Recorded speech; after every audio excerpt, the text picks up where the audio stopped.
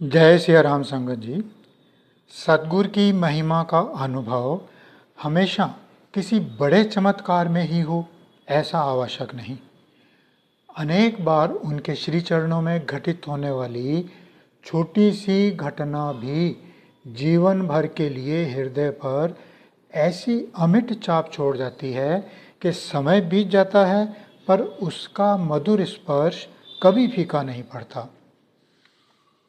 उस समय देखने वालों को वह एक सामान्य प्रसंग प्रतीत होता है, किंतु जब मन बार बार उसे स्मरण करता है तब धीरे धीरे उसके भीतर छिपे प्रेम, करुणा और सतगुरु के सहज स्वभाव की झलक मिलने लगती है। आज जो प्रसंग आपके साथ साझा कर रहा हूँ वह भी ऐसी ही एक मधुर साखी है, एक मधुर अनुभव है, सच्ची साखी है। देखने में वह केवल शहद की एक बाल्टी और एक छोटी सी कटोरी का प्रसंग है, पर जिसने उस दिन सतगुरु के श्रीमुख से निकले हुए अमूल्य वचन सुने, उनके लिए यह घटना केवल शहद तक सीमित नहीं रही। यह उस प्रेम की झलक बन गई जो किसी माप, किसी गणना और किसी सीमा में बंधना जानता ही नहीं। यह उन दिनों की बात है जब जबलपुर के पावन दरबार में महाराज परम पूज्य माता जी के साथ विराजमान थे। दरबार का वातावरण अत्यंत शांत, प्रेममय और आत्मीय था।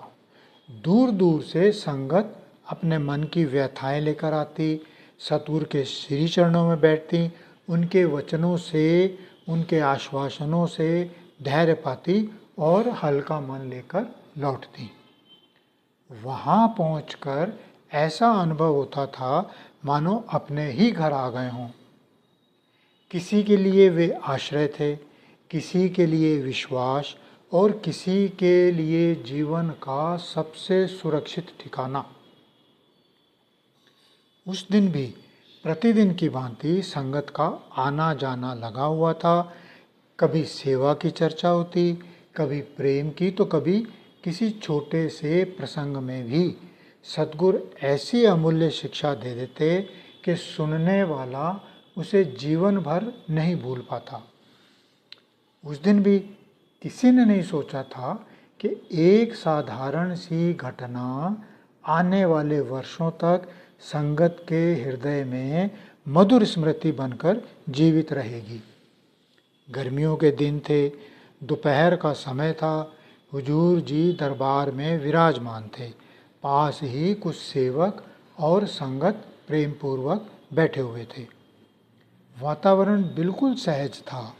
तभी एक सेवक ने विनम्रता से निवेदन किया, महाराज, अपने बाग में एक पेड़ पर मधुमक्खियों का बहुत बड़ा छत्ता लगा हुआ है। अब वह टूटने की अवस्था में है। यदि आज्ञा हो तो उससे शहद निकाल लें। हुजूर जी ने सहज मुस्कुराते हुए आज्ञा दे दी। बस हुक्म मिलते ही कुछ सेवक उस ओर चल पड़े। उस समय सेवा में उत्साह भी था और सावधानी भी कि मक्खियों को बिना हानि पहुंचाए हटाने का यथासंभव प्रयास किया गया। फिर बड़ी मेहनत और धैर्य से छत्ते से शहद निकाला गया। इस कार्य में अच्छा खासा समय लगा। जब सब कार्य पूर्ण हुआ, जब पूरा काम हो गया, तो सुगंधित शहद से भरी एक बाल्टी आदर पूर्वक उठाकर दरबार में हुजूर जी के श्री चरणों में लाकर रख दी। सेवकों के चेहरे पर संतोष के भाव थे। दिन भर का परिश्रम सफल हुआ था। संगत भी उस ताजे शहद को देखकर प्रसन्न थी। किसी के मन में यह विचार रहा होगा कि अब यह प्रसाद रूप में संगत में बांटा जाएगा, तो किसी ने सोचा होगा कि इसे संभाल कर रखा जाएगा जो बाद में काम आएगा। सबके मन में अपने अपने सहज विचार चल रहे थे। उसी समय एक नन्ही सी बच्ची धीरे धीरे वहां आ पहुंची। उसके हाथ में एक छोटी सी कटोरी थी। उसने शायद अपने घर से सेवकों को शहद निकालते देख लिया था, तो बाल मन में सहज इच्छा जागी होगी कि उसे भी थोड़ा सा शहद मिल जाए। अपने माताजी से अपनी घर से अनुमति लेकर वह बड़ी सहजता से दरबार में आ गई। ना कोई झिझक, ना कोई बनावट। उसने चुपचाप अपनी छोटी सी कटोरी हुजूर जी के आगे की और भोलेपन से बोली, पिताजी मुझे थोड़ी सी शहद दे दीजिए। हुजूर जी ने उस मासूम बच्ची की ओर देखा। उनके श्रीमुख पर एक मधुर मुस्कान खिल उठी। उस मुस्कान में इतना अपनापन था कि वहाँ बैठे सभी संगत उसे निहारते रह गए। अगले ही क्षण उन्होंने पास खड़े सेवक से सहज स्वर में कहा, बेटा यह शहद की पूरी बाल्टी इस बच्ची के घर छोड़ो। एक पल के लिए वहाँ जैसे मौन छा गया। सेवक ने श्रद्धा से आज्ञा सुनी।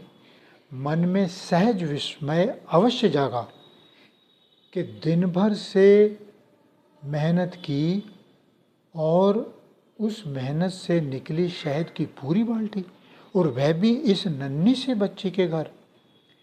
किंतु वह विस्मय केवल एक क्षण का था।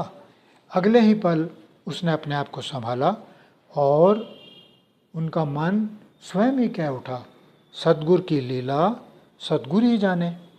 सेवा का सौभाग्य मिला है मुझे तो हुक्म का पालन ही मेरा धर्म है। तो उस सेवक ने आदरपूर्वक बाल्टी उठाई और आज्ञा की प्रतिज्ञा में खड़ा हो गया।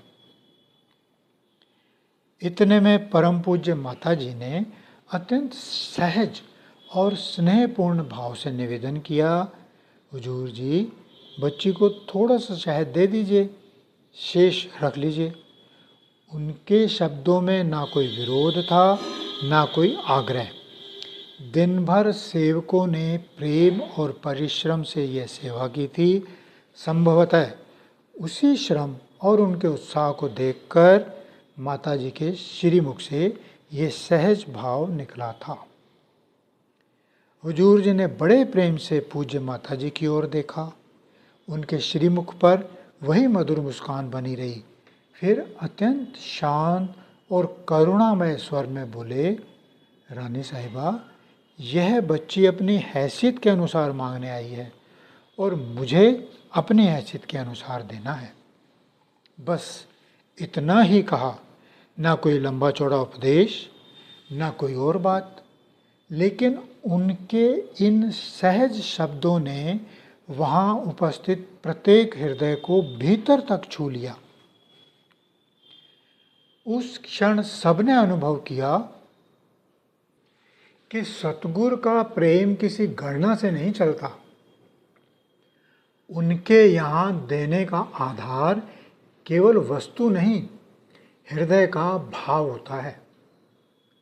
संगत जी, हुजूर जी के हुक्म के अनुसार सेवक ने श्रद्धापूर्वक शहद की पूरी बाल्टी उठाई और उस नन्ही सी बच्ची के घर पहुंचाया।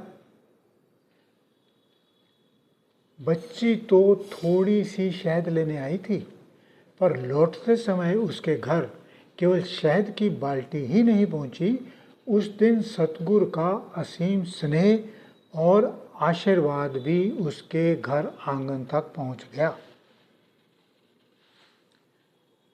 उस दिन दरबार में उपस्थित प्रत्येक व्यक्ति ने वह दृश्य अपनी आंखों से देखा, लेकिन प्रत्येक के हृदय में जो अनुभव उतरा वह शब्दों से कहीं अधिक गहरा था। एक नन्ही सी बच्ची हाथ में छोटी सी कटोरी लिए आई थी।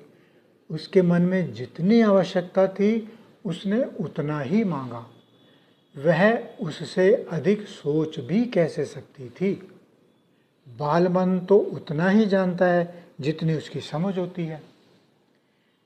किंतु सतगुरु की दृष्टि केवल उस छोटी सी कटोरी तक सीमित नहीं थी। उन्होंने उस निष्कपट बाल हृदय को देखा था और फिर वही दिया जो उनके प्रेम के अनुरूप था। उनके श्रीमुख से निकले वे सरल शब्द आज भी मन में गूंजते हैं। यह बच्ची अपनी हैसियत के अनुसार मांगने आई है और मुझे अपनी हैसियत के अनुसार देना है। संगत जी, जब भी इस प्रसंग का स्मरण होता है मन में एक सहज सा विचार उठता है। शायद हम भी जीवन में अनेक बार अपनी समझ के अनुसार ही मांगते हैं। हमारी दृष्टि वहीं तक पहुंचती है जहां तक हमारी ज़रूरत या कल्पना पहुंचती है, पर सतगुरु का प्रेम हमारी सीमित सोच में बंधा नहीं होता। वे केवल हमारी मांग नहीं देखते, वे हमारे जीवन के लिए क्या उचित है यह भी जानते हैं। कई बार उनका दिया हुआ हमारी कल्पना से कहीं अधिक व्यापक और मंगलमय होता है। संगत जी, हम सब ने कभी ना कभी ऐसा महसूस जरूर किया होगा और यही तो इस प्रसंग की मधुरता है। यहाँ कोई उपदेश नहीं, कोई तर्क नहीं, केवल सतगुरु का सहज स्वभाव अपने आप प्रकट हो जाता है। एक ओर निष्कपट बालमन है, दूसरी ओर प्रेम से भरा सतगुरु का हृदय।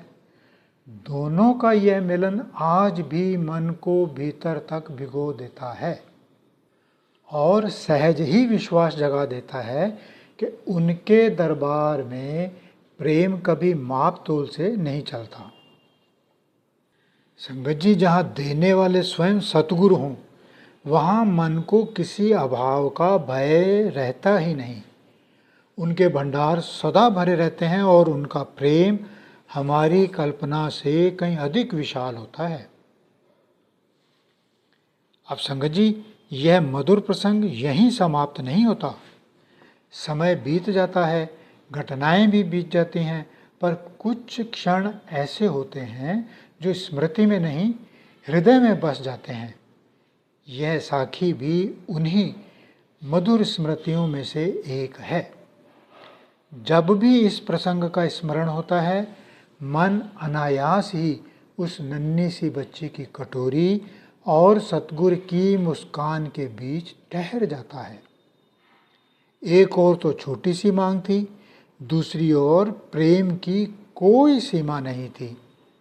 शायद यही कारण है कि यह घटना केवल शहद की नहीं रही, यह आज भी सतगुरु के सहज निष्कपट और प्रेममय स्वभाव की मधुर स्मृति बनकर हृदय में बसी हुई है। उस नन्ही बच्ची की सरलता भी जैसे चुपचाप एक मधुर अनुभूति जगा जाती है कि हम अपनी समझ के अनुसार मांगते हैं, पर सतगुरु का प्रेम हमारी सीमित सोच में बंधा नहीं होता। वे कब, किसे, क्या और कितना देना उचित समझें यह तो वही जाने, उनकी लीला वही समझें।